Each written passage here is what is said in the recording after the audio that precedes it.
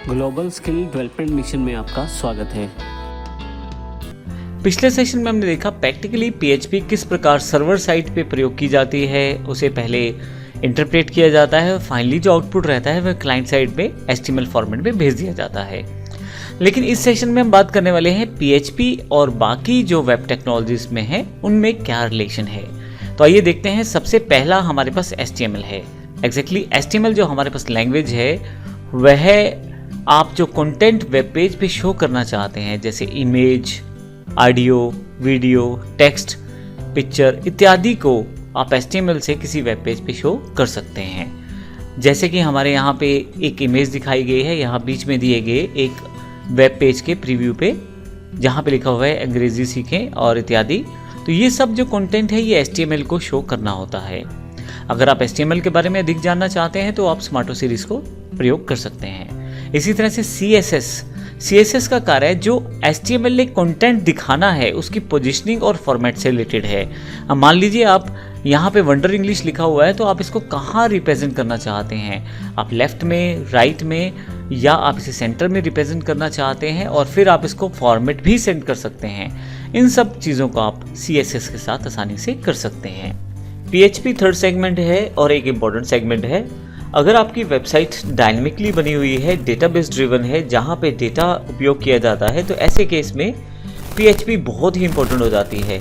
PHP को आप HTML, CSS और MySQL तीनों के साथ मिलाकर प्रयोग कर सकते हैं।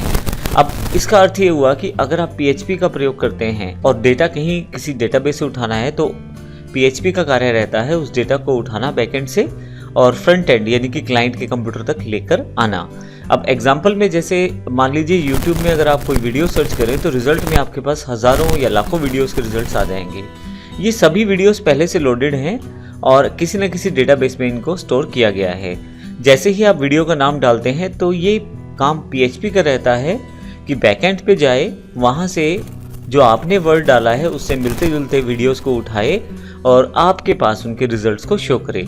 ये सारा काम PHP का रहता है, जो कि बहुत ही इंपॉर्टेंट रहता है एक वेबसाइट में, क्योंकि फ्रंट एंड को डिज़ाइन करने के बाद, उसकी फॉर्मेटिंग करने के बाद जो यूज़र को हमें फ्लेक्सिबिलिटी देनी है कार्य करने के लिए हमारी वेबसाइट पे, वो PHP के साथ आ सकती है और आ जाती है। फाइनली फोर्थ सेगमेंट जो है MySQL है। MySQL में बैकएंड पे डेटा को स्टोर किया जाता है। जैसे कि हमने अभी PHP के एग्जाम्पल की बात की थी, मान लीजिए YouTube काफ़ी सारे वीडियोस अपलोड करता है अपने पास, तो उन सब की एक लिस्टिंग करके डेटाबेस में रखा जा सकता है जो वीडियोस के साथ कनेक्टेड रहती हैं। जब PHP यूज़र के द्वारा ढूंढे गए वीडियो को सर्च करेगा तो उसको MySQL के पास आना पड़ेगा और वहाँ हो सकता है करोड़ों वीडियोज़ हों, उसमें से जो वीडियो यूज़र की सर्च के अनुसार मिलते हैं उन वीडियोस की एक लिस्ट बनाएगा और वेबसाइट तक लेके जाएगा। तो MySQL में डेटा को स्टोर किया जाता है और उसे जब रिक्वायर्ड हो तब PHP या PHP जैसी किसी और लैंग्वेज के साथ एक्सेस किया जा सकता है और उसे वेबसाइट पे शो किया जा सकता है डायनेमिकली।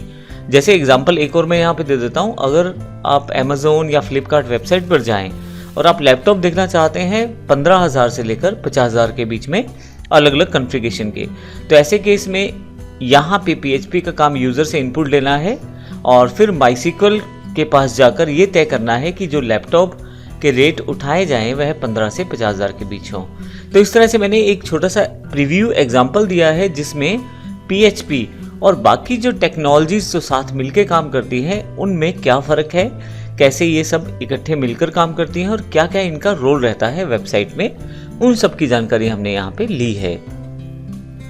अगले सेशन में हम बात करने वाले हैं प्रैक्टिकल सेशन पे आने के लिए हमें कौन कौन से सॉफ्टवेयर की आवश्यकता है और उन्हें किस प्रकार डाउनलोड या इंस्टॉल किया जा सकता है। ये अगले सेशन से हम देखने वाले हैं। धन्यवाद।